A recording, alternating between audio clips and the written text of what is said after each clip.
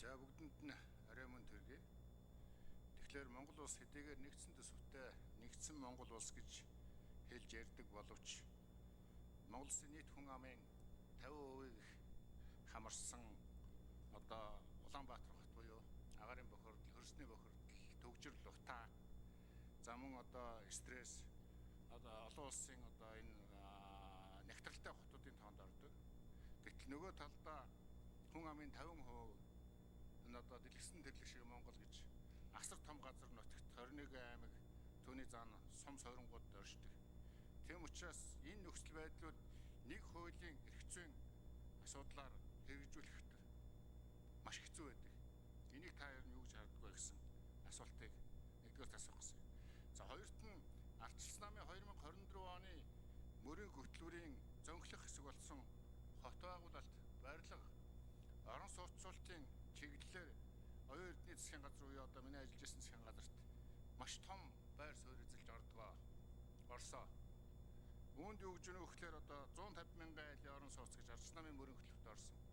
Энийг бид нар бүрэн хэрэгжүүлнэ гэхдээ бүрэн итгэлтэй ажиллаж явж байгаа. Та одоо 150 мянган айлын орон сууцыг бүрэн ашиглалтанд оруулна гэдэгтээ итгэлтэй байна уу? За үүн дотор бол бид голлох зүйл бол ипотекийн зээлийг орон нутагт нийт их усүрийн 60-70%-ийг олгоё. Мөн амны орон сууцнд ипотекийн зээл олгоё. Амны орон сууцыг дулаалгах одоо байгалийн одоо хүчин зүйл төсвөртэй болгосноор одоо зээлийг өгөх боломжтой юм а гэсэн ийм одоо зорилтыг дэвшүүлээд бол одоо бас бүрэн одоо үр дүн төрнө гэсэн ийм явж байгаа. За энэ дээр та одоо ямар бодолтой байна вэ? За дараагийн асуудал бол та түрүүнд харан хорин хотыг тайлбарлачлаа. Улаанбаатар хотын ачааллыг бууруулах Хөнөө хот. Хөнөө хотыг бол бид нар 28 он гэхэд үндсэндээ эхний оршин суугт очихсан байна гэсэн ийм тооцооллыг хийж явж байгаа. Яг энэ тооцоолол одоо бас танд бодит байна уугүй юу гэсэн ийм одоо зүйлийг бас асууя. За дараагийн нэг зүйл бол мөн одоо ардчилсан намын мөрийн хөтөлбөрөөс засгийн газрын мөрийн хөтөлбөрт нэлээд том байр суурь эзэлдэг бол нутгийн өөрөө удирдахсны байгууллага. Иргэдийн төлөөлөгчдийн хурал, аймгийн сумын иргэдийн төлөөлөгчдийн хурлын эрх мэдлийг одоо засгийн газар хэд төвлөрүүлэн татсан. Үндсэндээ иргэдийн хурал, сумын иргэдийн хурал, багийн иргэдийн нийтийн хурал, аймгийн иргэдийн хурлыг үл үндсэнд нь шүдгүй арслан болгоцсон. Энэ одоо хууль эрх зүйн 1 минут авчид байгаа. Энэ нөхцөл байдлыг та ер нь юу гэж харж байна гэсэн энэ одоо асуултанд хариултууд авъя гэж бодож байгаа. За дээр нь барилгын салбар бол хамгийн их либералчлагдсан салбар.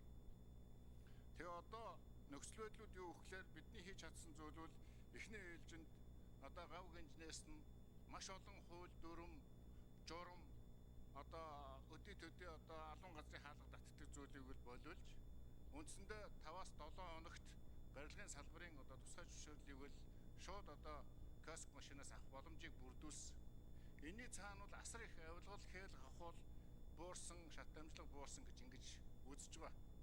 Цаашлбал барилгын салбарт энэ одоо эрх зүйн орчныг илүү тодорхой болгох барилгын тухай хууль, хот байгуулалтын тухай хууль, үндэсний орон сууцуулалтын тухай хуулийг бид нар сая өргөн барих гээд бэлэн болоод ингээд үлдээсэн. Энэ үйл ажиллагааг цааш нь үргэлжлүүлж саяын одоо бидний тавьж ирсэн зорилтонд 2028 он гэхэд хүрч чадах уу гэсэн асуултыг асууж байна. За хариулт өгье. Нэр дэвшигч. За Жамбын Батсуур гишүүн сайдын асуултанд хариулъя. За энэ асуултын хариулт нь бол их энгийн. Бид нар хамтарч ажиллаад энийг хэрэгжүүлж чаднаа. 150 мянган айлын орон сууцыг яаж хэрэгжүүлэхийг та надаас илүү сайн мэдж байгаа барилга хот байгуулалтын сайд байсан хүн энэ талаар зөвлөж тусалж хамтарч ажиллахыг хүсэж байна. Энэ чиглэлээр санхүүжилтийн механизм, эрэлт нийлүүлэлтийн зохицуулалтыг орон сууцчлалтын банк байгуулах замаар шийдэх гарц гаргалгаа шийдлийг шийднэ. Энэ өөрөө үр ашигтай систем байна. Орон сууцны банк дандаа ашигтай ажилладаг. Одоо Солонгосын Күнмин банк баха, хувийн банк болоод явцсан.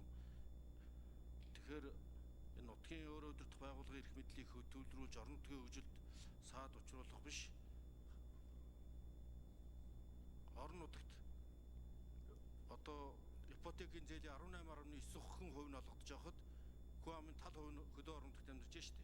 Ингэж орон нутагт шийдлийг гардуулж хэрэгжүүлэх юм болцоотой. За Улаанбаатар хотын бөөгнөрл, за энэ гэр орооллын барилгажуулалт, за хөдөө орон нутагт төвлөрлийг сааруулж орон сууцчлалтуудыг нэмэгдэх бодлогыг нарийн тооцоо судалгааны үндсэн дээр хэрэгжүүлэх болцоотой. Энэ чиглэлээр барилга байгуулалтын сайдаар үр дүнтэй ажиллаж байсан Жамбын Батцуур гишүүний саналыг одоо биечлэн судлаад чич ярилцаад таны хэлсэн санал санаачлалуудыг бодтой хэрэгжүүлэх талаар хамтарч ажиллая гэж одоо санал болгож байна.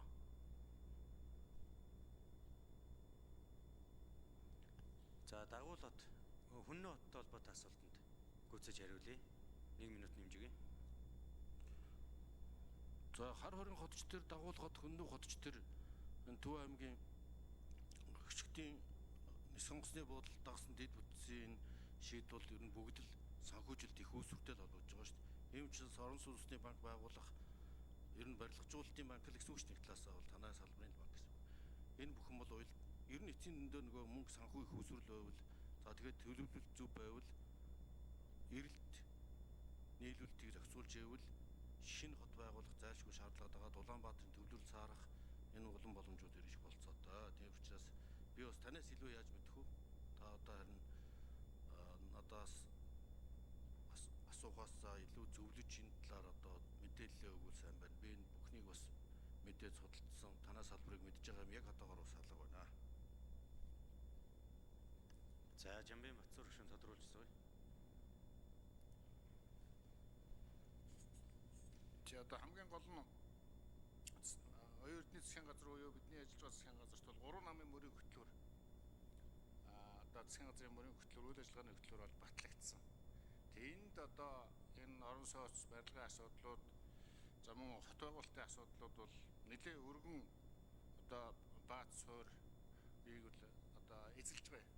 Тийм учраас хамгийн гол нь таны засгийн газрын үед энэ өвч маань саарахгүйгээр 28 он гэхэд одоо 150 мянган айлын орон сууц, түн дотор амны орон сууцыг ипотекийн зээлд хамруулах, за мөн одоо суманд амьдарч байгаа хүмүүсийн амьдралын чанар, аймагт амьдарч байгаа хүмүүсийн амьдралын чанар, хотод амьдарч байгаа хүмүүсийн амьдралын чанар ижил болох юм бол эхнүүд л зогсож, Улаанбаатарын одоо төвлөрөл буурч, за мөн одоо Дагуул хот болон орон нутгатаа амьдрах ийм боломж бүрдэх юм бол өнөөдрийн одоо Монгол улсын Улаанбаатар хотод бүхэн